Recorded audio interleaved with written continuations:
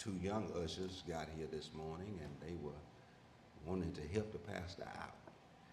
They saw me around here working, so they decided, listen, we'll take some of that off you, pastor. So they started flipping lights on and can on and trying to help me out.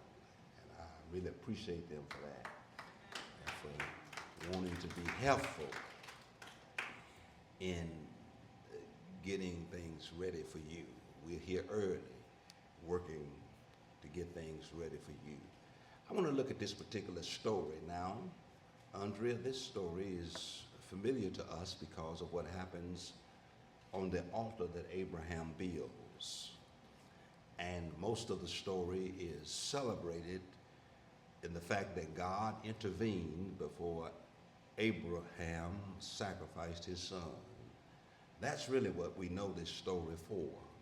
We look at this story and we look at it from the perspective of Abraham, Isaac, and how Abraham was willing to sacrifice what God gave him, and he was willing to put it on the altar for God.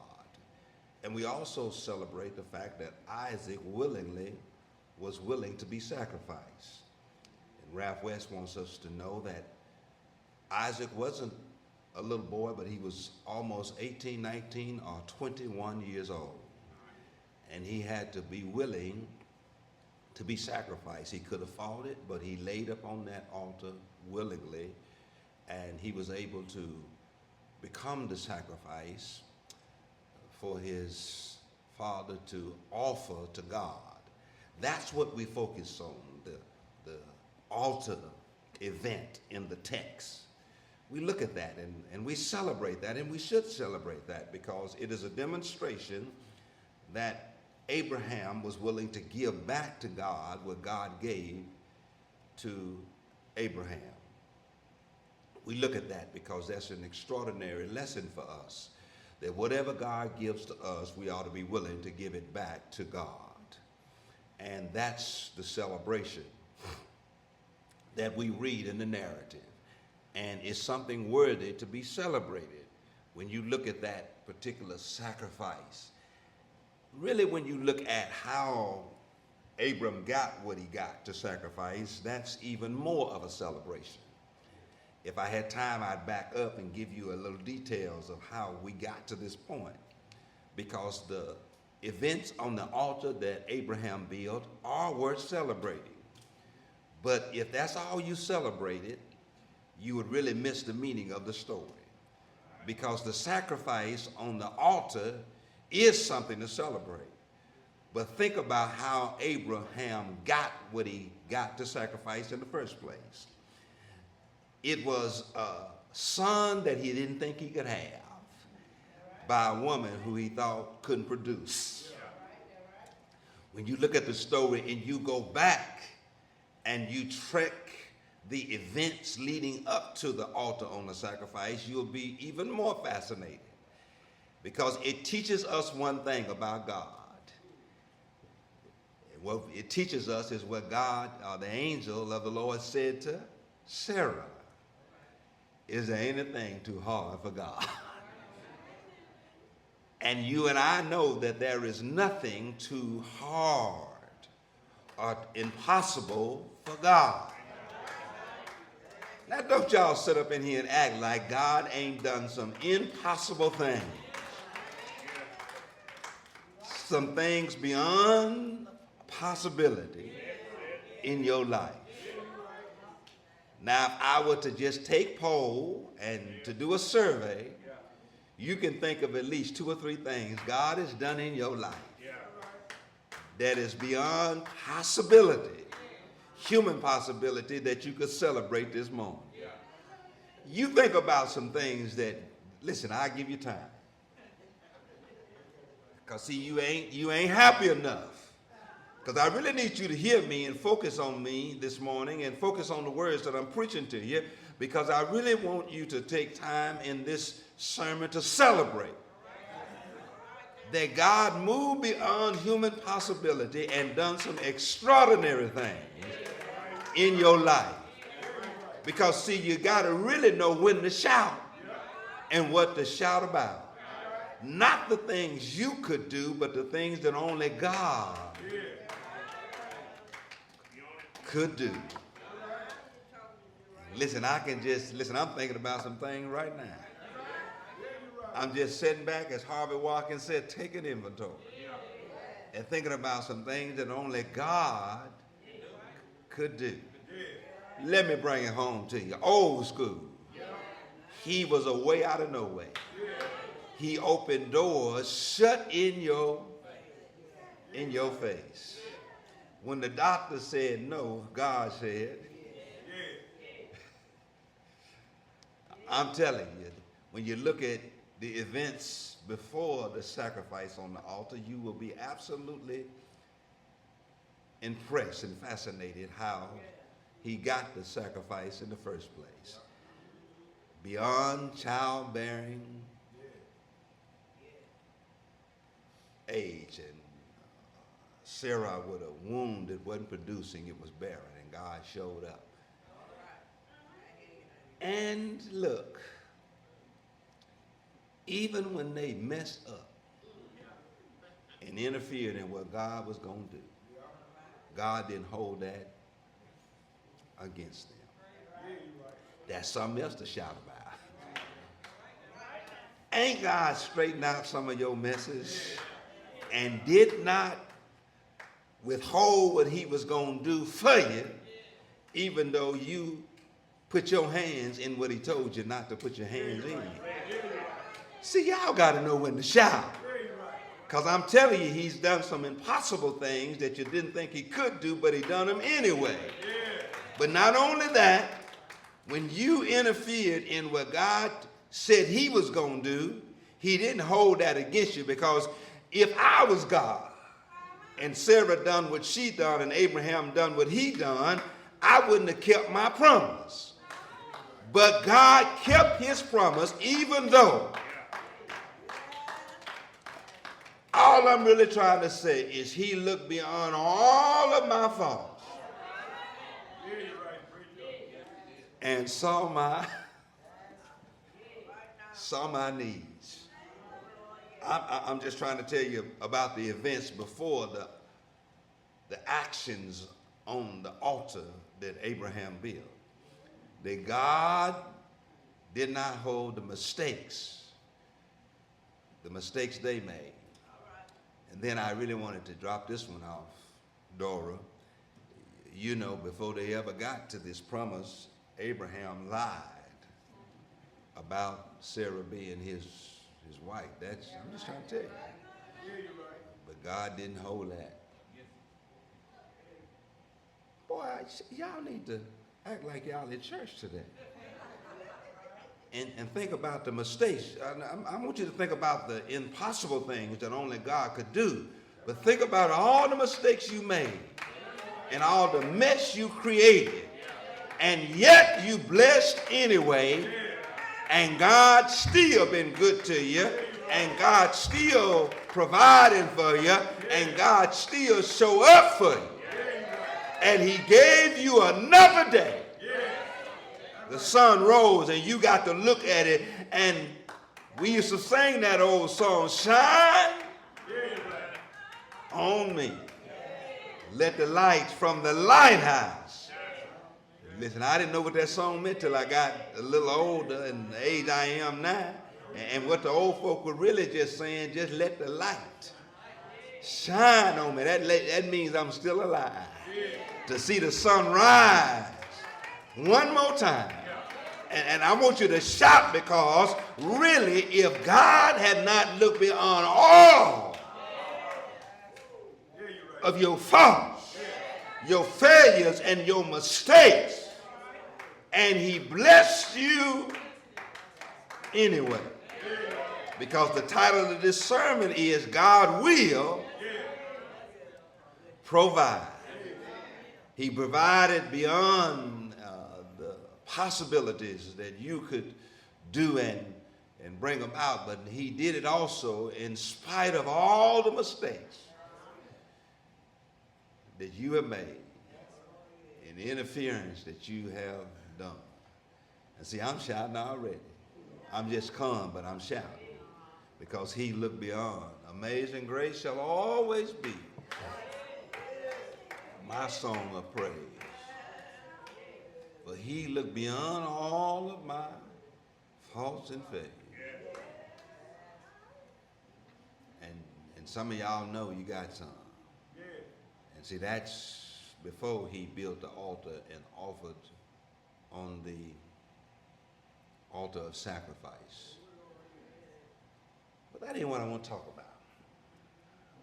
I want to talk about the ram caught in the thicket.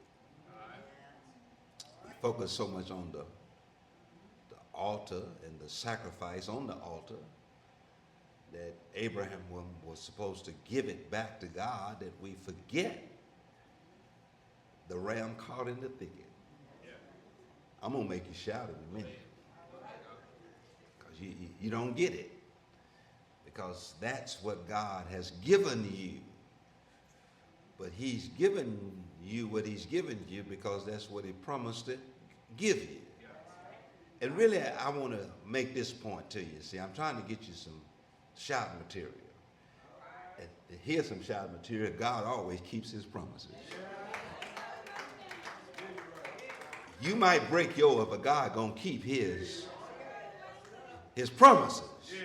God is not a man that he should lie. If God said it in his word, God gonna do what he said in his word. And listen, see, that's what gives me confidence to live from day to day. When he says, I'll never leave you nor forsake you, that's a promise. When he says, lo, I'm with you always, even to the end of the age, that's a promise. And God keeps his promises. And see, you can rest on the promises of God. God always keeps his promises. And listen, even if you break yours, God keeps his promise. I told you that even though Abram and Sarai made mistakes, God kept his promise. He said, I'm going to give you a son. And even in spite of their mistakes and interference, God kept his promise. And then this is one I've been shouting about this week. He says, the lilies of the field, birds of the air, are you not more than they? God knows what you need, and he will provide.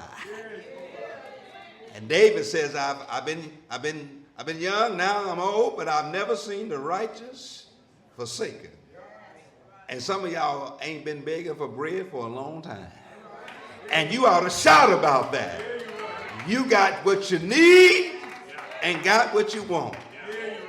And then this is one of the points I had that I couldn't retrieve from my phone, but there was one point that I wanted to explain to you, that some of you ought to shout because while you was getting it, God kept you. You was able to get to retirement age. You were able to get to old age, and there are folk who started out with you, they ain't here no more. And the Lord has kept you. And you have preserved a reasonable portion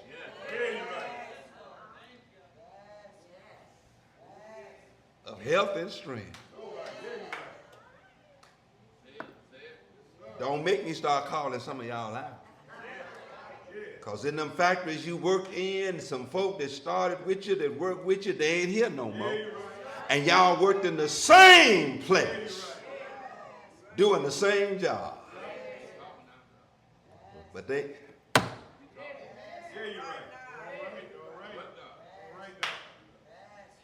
he kept you. Man, listen, what we talking about, I go back and be 25, I wouldn't. I'm glad to be almost 60.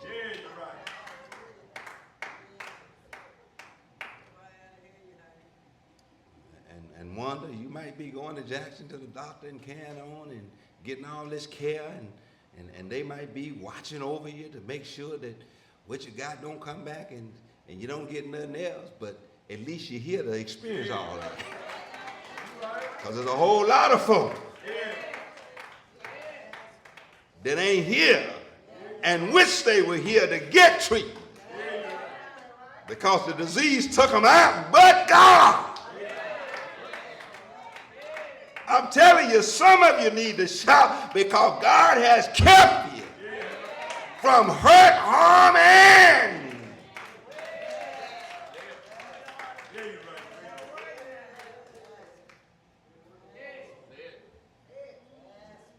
and then that Brian was a dangerous place to work. But you made it. Shoot, man, he kept you from hurt, harm, and Ralph West and a couple of the people I studied when I preached has been looking at our guardian angel, and all of us got some. You've been assigned one from birth. He in here right now. Everybody in here got a guardian angel. He watching over you. I mean, when you woke up this morning, he was with you. When you went to bed last night, he was with you. And the reason why nothing happened to you, because the Lord wouldn't let. Because the old church would say all day and all night, angels watching over me, my.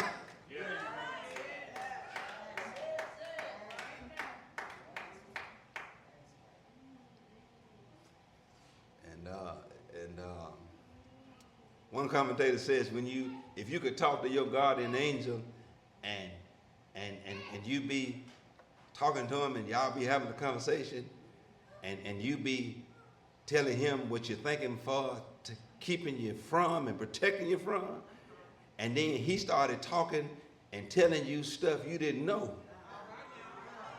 that he kept from you and kept you from, and all the stuff that didn't happen, that could have happened and should have happened, but God.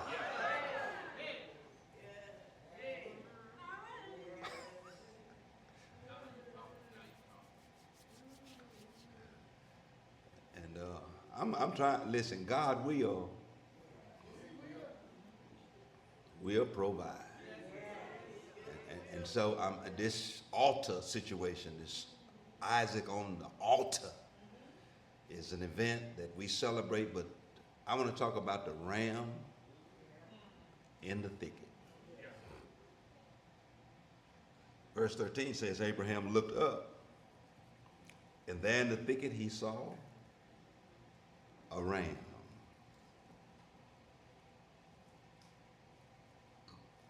Caught by its horns. He went and took the ram and sacrificed it as a burnt offering instead. Now listen, I want you to stick a pin of his son. Because his son was the sacrifice that God ordered him to offer on the altar. But instead, there was a ram caught in the thicket. And that's what I want to focus on. Because all of us have benefited from stuff caught in the thicket.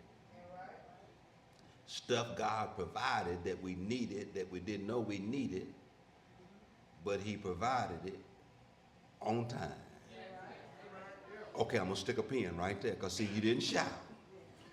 God has provided some stuff just when you needed it. Now listen, you got to know when to shout.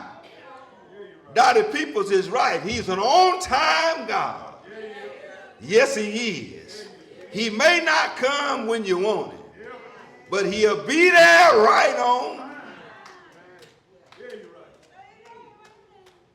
He is an on-time God. Yes, he is. So I'm going to talk about that ram caught in the thicket.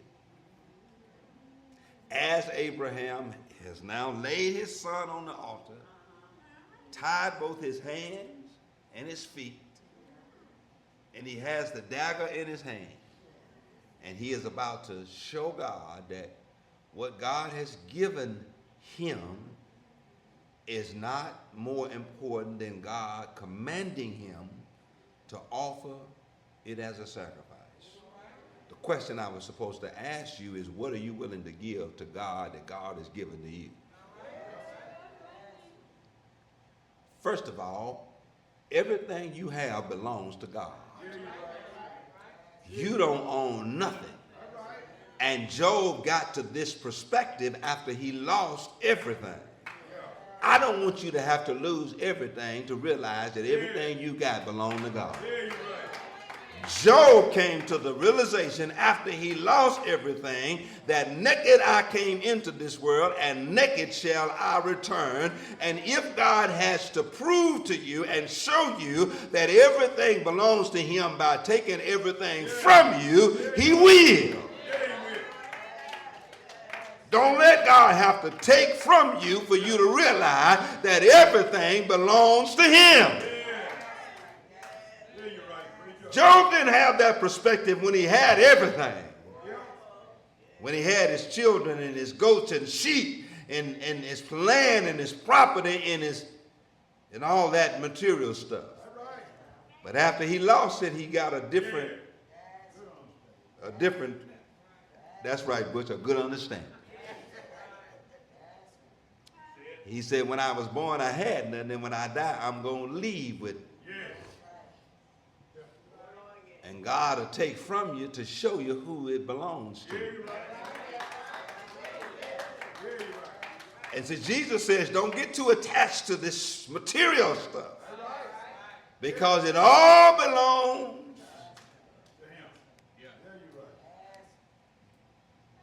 belongs to him. You know what the Biltmore Estate is?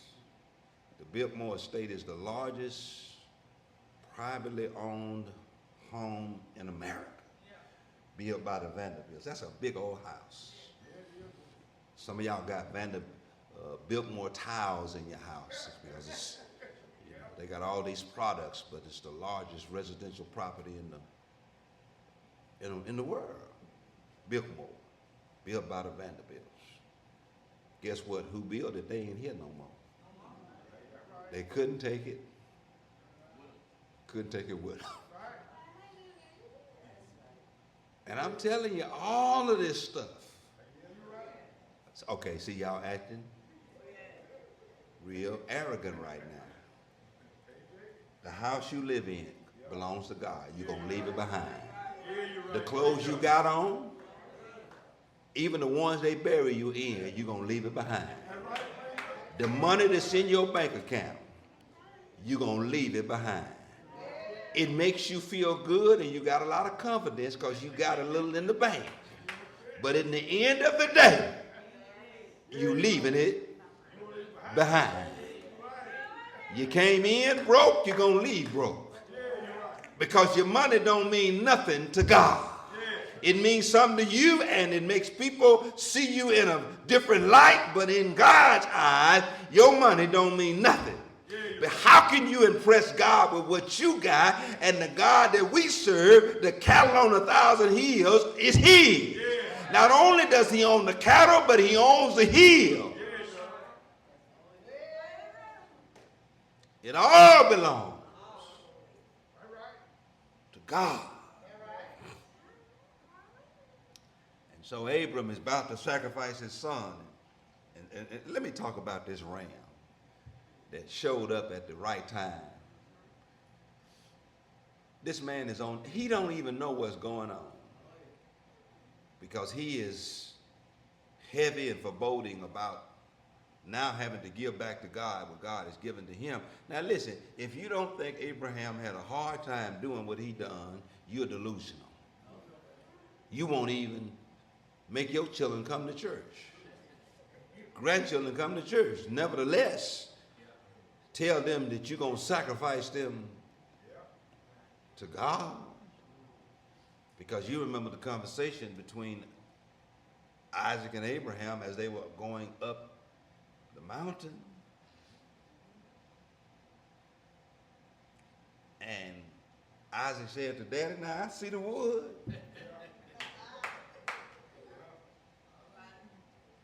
And I see the dagger, the knife. And I even see how we're going to make a fire. But where is the sacrifice? Yes. Now, Sister Carrie, what was supposed to happen, Abram was supposed to go out in the barn and get a lamb without a spot or a blemish, the firstborn, from his flock. But he left that at the house. And Isaac is saying, now wait a minute. We going to worship, you about to build an altar, you got the fire, you got the knife, but we don't have anything to sacrifice. And Abram said something that you got to realize, that you need to say sometime when you ain't got what you need, when you need it. Because you do know we walk by faith and not by sight. And sometimes you got to trust God to do what God gonna do even when you don't know how he gonna do it. Abram said this, the Lord will provide. Don't misinterpret the verse. For himself a sacrifice. That's some kind of faith. See, the problem, the reason why most of y'all limit what God can do in your life, because you need to have evidence before you trust God. And trusting God means sometimes you don't see and you don't have any evidence, but because God said, and you got so much faith and so much trust. I heard this morning as I was coming in, a preacher say this, a faith that is not tested is a faith that can't be trusted. And sometimes God got to test your faith to trust your faith. And he says to Isaac, the Lord will provide a sacrifice. And I tell you, my brothers and sisters, you got to trust God sometime when you don't know how God gonna do what he gonna do. See, some of y'all act like that's foreign to y'all. You know why you feel that way? Because you're doing good now. You're living off the interest of your retirement. You got your Social Security coming in. You got 2 or 3 checks hitting your account on the 1st, the 3rd, and the 6th. And you're still working. And you really don't need what you're working for because you got enough coming in. And see, you don't know nothing about it. But there was a day and a time when you had to stretch. And as the song said, you had to make $1 out of 15 cents. And you had to trust God when you didn't know how God was going to do it. And see, some of y'all so far removed from that, you done forgot. I know the Lord will make a way. Yes, he will. I know the Lord will make a way. And so some of y'all so far removed from that. When your light bill was more than what you had in your hand. When the rent was due, and what you had to pay the rent wasn't enough to meet the obligation of the rent. But then about time the rent was due, God made a way.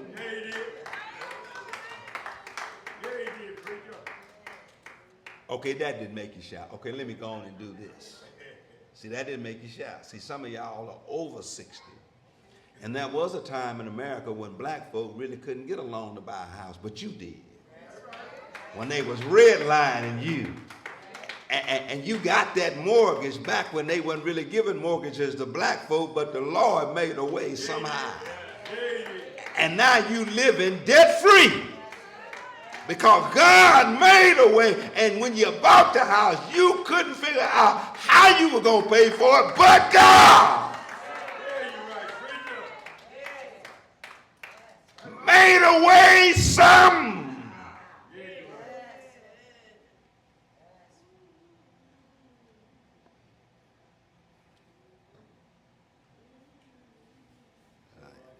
And cause that's what he'll do. He'll provide. And some of y'all ain't there no more because you're so well off. And I spoke yesterday at my pastor's 20th anniversary at White Hill, there in Tupelo. I spoke as a pastor, and I got to give my little speech. But before we were slated to speak, we were sitting around a table with preachers. And they love to sit at my table because I'm a little off. Don't have a filter. And I say what I think. And they know I'm brutally honest.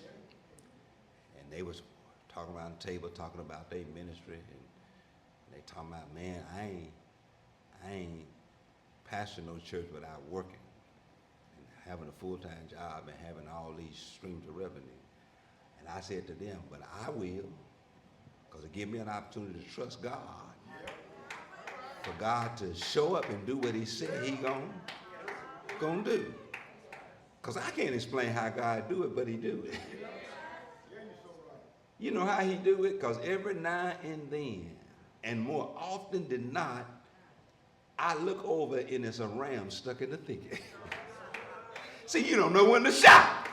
See, because you wasn't expecting the ram to be stuck in the thicket. In other words, God put money where you need money when you need money to get what you need. Do I have any witnesses in here? Some of y'all have been too blessed for too long. You don't realize how good God is.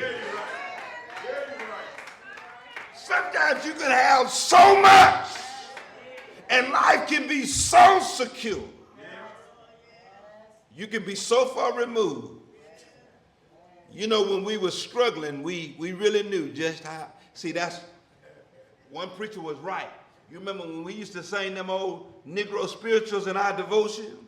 And the deacons used to be going, and they be singing, and we be patting our feet, you know, because we really needed God, and we were calling on the Lord, and we were really speaking our thanksgiving for God making a way out of no way, and we put some weight on it, but now we doing so good.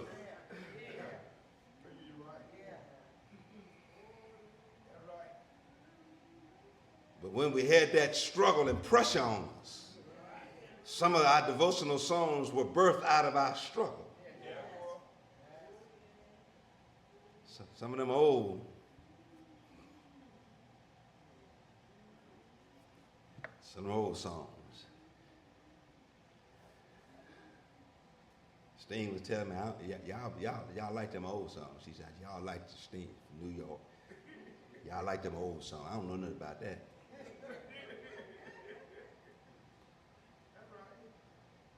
Mama a nurse up there making $100,000 a year. She don't know nothing about no pot houses. No buttermilk and cornbread. Chicken and dumplings. Well, I never will forget. Listen, you know, the old church says this is summer's preaching series. The old church, you know, now we sing these songs, we be so casual, but the old church used to put weight on. I love the Lord. He heard my cry. And then somebody who knew that the next week some bills were coming. And they were trying to figure out how they're going to make them. The church would get in with them. I'm telling you. And you put so much weight on those songs, because really them songs were prayers you were praying, crying out to God because you knew that Monday was coming.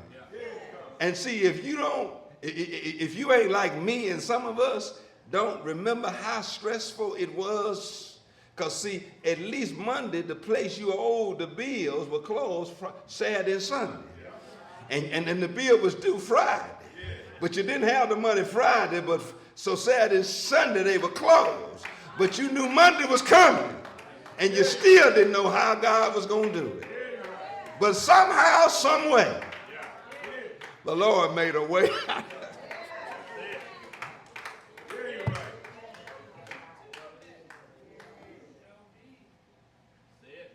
He provided a ram in the thicket. And you was able to meet your obligation, because what Abraham went up there. See, God, let me tell you this. Now, see, I'm pulling them notes out from my phone now. Listen, God ain't gonna let you build the altar and not provide a sacrifice. Because the sacrifice was an act of worship. The altar is where you offer the sacrifice. And so God wasn't gonna let Abraham waste his time. He wasn't going to let him sacrifice his own son that he gave him, which is the son of promise. But God said, since you're here, you still need something, even though I ain't going to let you offer what you was willing to offer. I'm going to provide. Now, this ram that was stuck in the thicket, now, a couple of things I'm going to talk about, and I got to close. Okay, first of all, now, God sent the ram because God knew what he was going to do, even though Abraham didn't know what God was going to do. God be working some things out for you, and you don't know he even working some things out for you.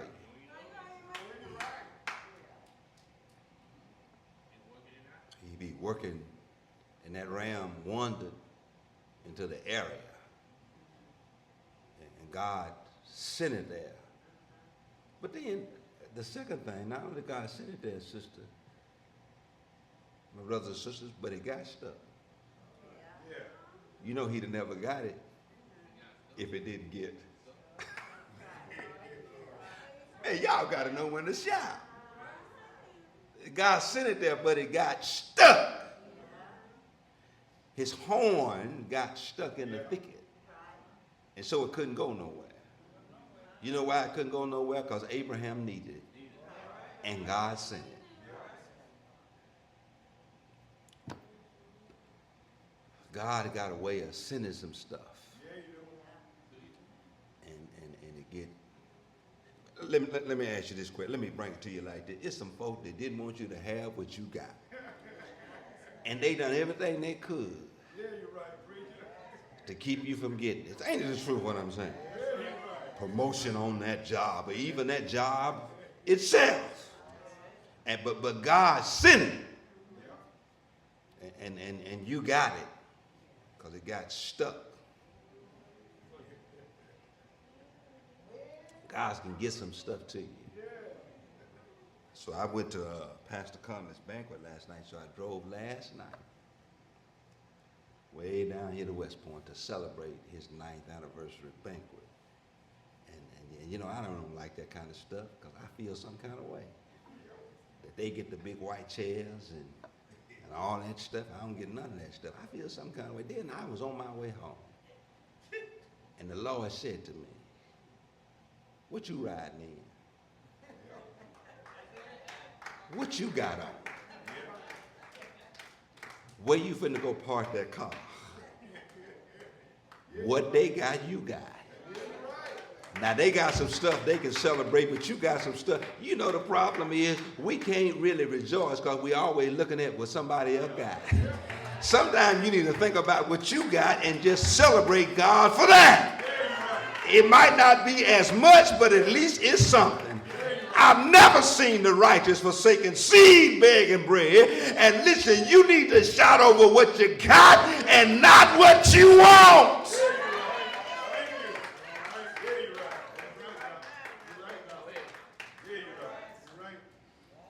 I would say something, but it'll make me sound arrogant. I'm going to say it anyway. Somebody else's celebration, but they talking about what I drove up in and what I got on and how I look. Because God will do that for you. He'll make you look good to remind you just how good he is to you.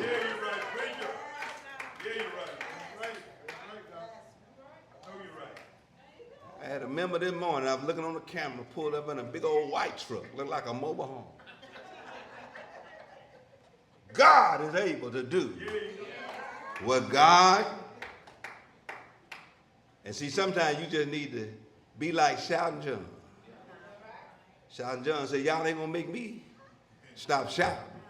Now I might not be able to shout in the church, but you look at them fields, God gave it to me. You look at them houses, God gave it to you. You look at them children, God gave it. And if I can't shout at church, hold my mule, I'll shout right. And sometimes you need to shout over the goodness of God in your life right now.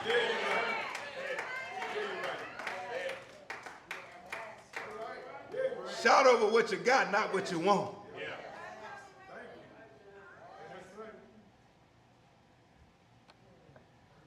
And boy, when I got over myself, I left my anxieties in my car, went in my house, got in my bed, and slept good.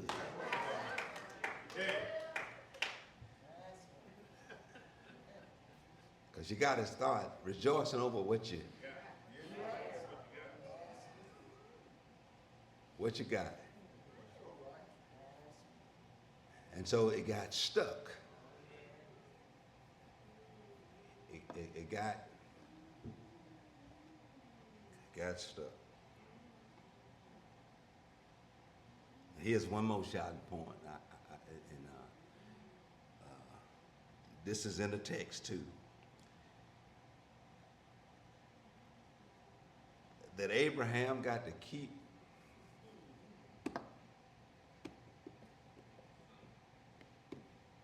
what he loved.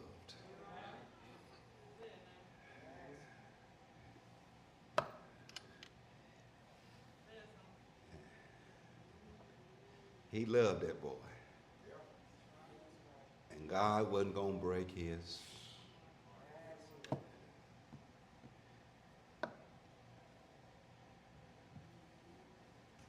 heart. Miss Bradley used to work the after-school program. She was talk about her son that was killed. And it just broke her heart. And she was here one day and she was having a moment. But before her son got killed, God gave her a granddaughter. Because God is gracious and merciful. And at least, in some cases, God take what we love. I ain't trying to say that because God, some of us done lost what we love. Ain't the truth what I'm saying? And we done prayed to God for God to let us keep it, but he took it anyway.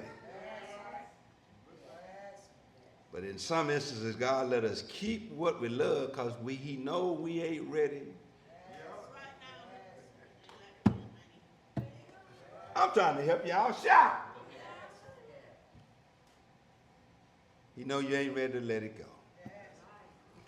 Because see, that's the insight of God. Abraham, he gave it to him in an impossible set of circumstances, and he knew he loved that boy. And that boy was the son of promise because that son would produce more.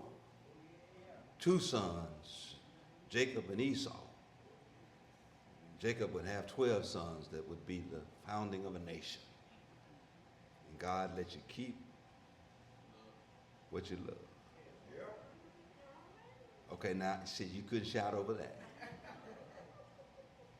You can't see you selfish now, because Job came to another conclusion. Not only did he say, "Naked I came into this world, and naked shall I return," but he also said, "For the Lord has given, and the Lord has taken away." Now, since the Lord gave it to you, if he want to take it, he can take it. Now, you can't negotiate with somebody who gives you something and decide to take what he gives to you, because it's his to take. And if God gives us anything, he can take what he gives to us. Because it's his in the first place. And some of y'all like me, you lament over what you lost that the Lord gave you. And God has taken what he has given to you. Because nothing he gives to you is permanent. It's all temporary. For the Lord has given and the Lord has taken away.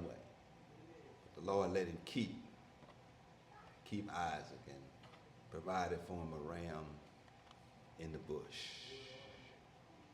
You know, I get emotional when I think about what God does sometimes, and I be praying and God be doing what he doing. Then listen, the best thing to do when you get into a situation where you might lose what you love, sometimes the best thing to say is, Lord, it's in your hands. Do what's best. Do what glorifies you. Do what's in my best interest. But I put it in your.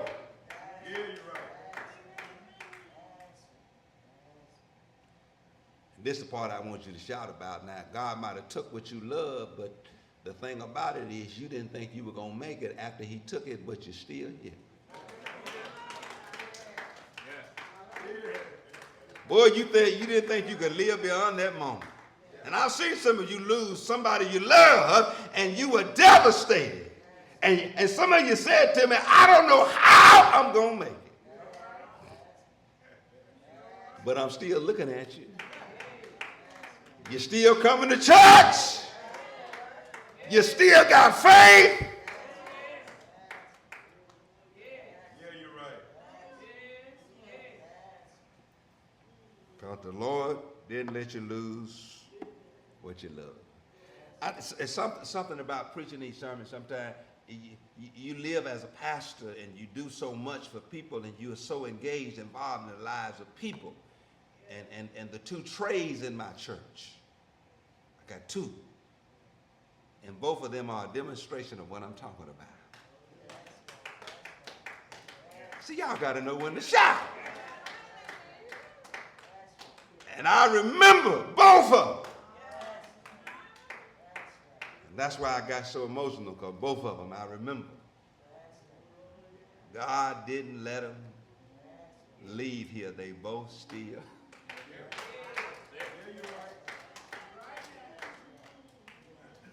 One a little hard to deal with, but at least he here to be dealt with. Because we could have been shedding tears of loss. Ralph West tell this story, and under this, I'm really getting emotional if I tell this story. He said it's just two parents, and they had a son who was just a delinquent, trouble in school, always had legal problems. They were spending money, and they were bailing him out of jail, and they were getting him out of trouble, and all these things. They were just costing the family a lot of grief and money and time. And the boy fooled around and got killed, and the boy died. And Ralph West said, the mama came to him and said, boy, I tell you what, he caused me a lot of trouble, but I sure wish he was here for me to spend time, money, and resources. Y'all better know when to shout. That's the right perspective to have. Because if you lose what you love and you ain't got it here, sometimes the cost of the pain we bear, and sometimes you got to be very grateful. They might be causing you a lot of hell, but at least they here to cause you some. Cause you time and resources, tears and money. But thank God. Man, my children, they stresses me out. But thank God they here to stress me out. And I got some addresses I can go visit them, and the address ain't in the cemetery. And it's the truth what I'm saying. You got to know when to be thankful that God. Yeah, you're right. I'm closing. And then this is what he says. And so he renamed that mountain. And see, these long theological terms, Jehovah Jireh. God will provide. Miss Mary, I sure don't want to shout this morning because some folk don't realize God will. Okay, what's the evidence? You here? What's the evidence? You didn't come to church naked? What's the evidence? You rode to church in the car with gas in it. What's the evidence? You woke up this morning, you had a roof over your head, and you had food on the table. God will provide.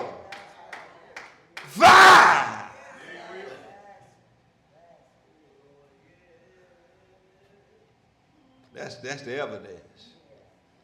God will provide. And rams get, man, thank God for the thicket. And the rams stuck there. And that's God providing a sacrifice for you, for himself. Let me give you this about Jehovah. You see, when God puts you in a position that you need him, that put God on the line, God's reputation, and God's name. So God ain't going to profane his own name. And so God going to show up to prove to the world, those who are watching you, and even the devil, that he is Jehovah Jireh. Yeah. In other words, if you call on the name of the Lord and you trust God, God going to provide what you need when you need it to show folk that you belong to him and you're his. And he can take care of you.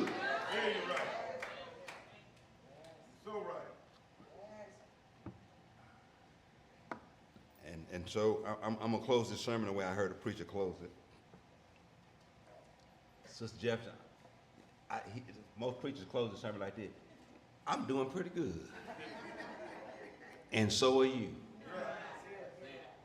I mean, I'm looking around this church. I look out on the parking lot. I look in this church and see the clothes you got on. We doing pretty good. Yeah, you're right. I mean, let's come on. Let's cut to the chase. Now, you doing pretty good.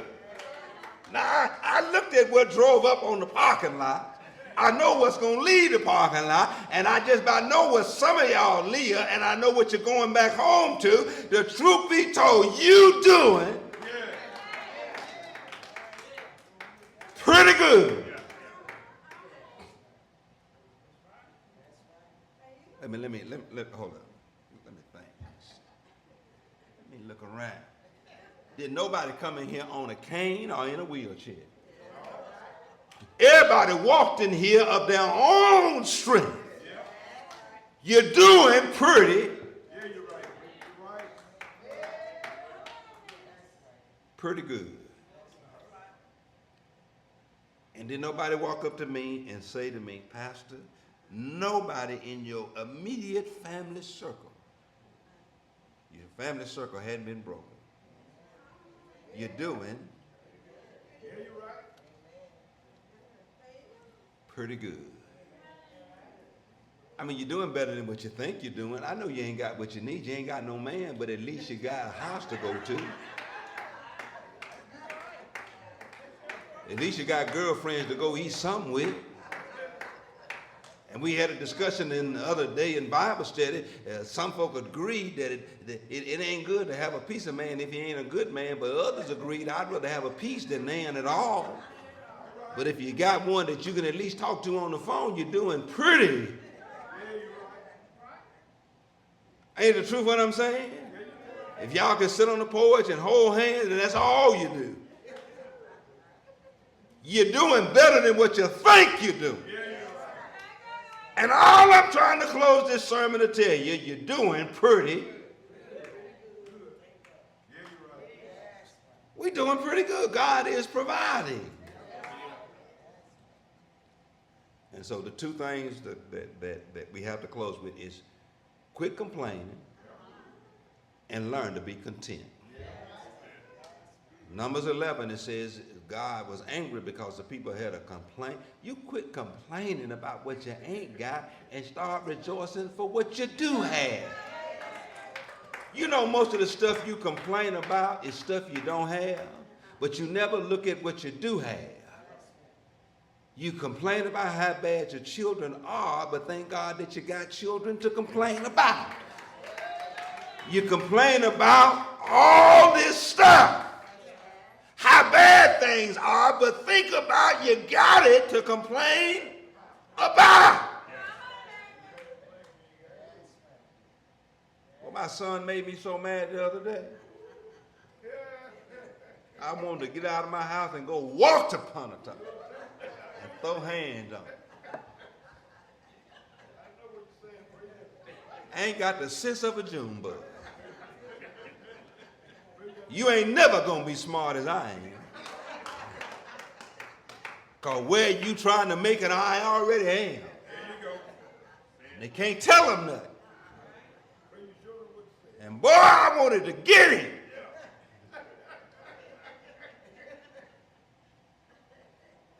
Then I had to back, and listen, this is completely off the subject. But I'm finna help some of y'all. But you know I had to back down because I realized the way he is, I was. And see, that's what some of y'all forget. See, you old now, and you got your stuff together, and everything is going your way, and now you're too old to do what you used to do, and you settled, and you come to church, and you got your ducks in a row, but it ain't always been like that. And sometimes when you're hard on your children, remember, as they are, you once were. That was a time when could nobody tell me nothing. I was as crazy as he was.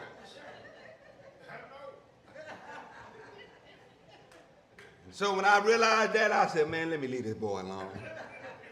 He gonna make it, and he gonna get there directly.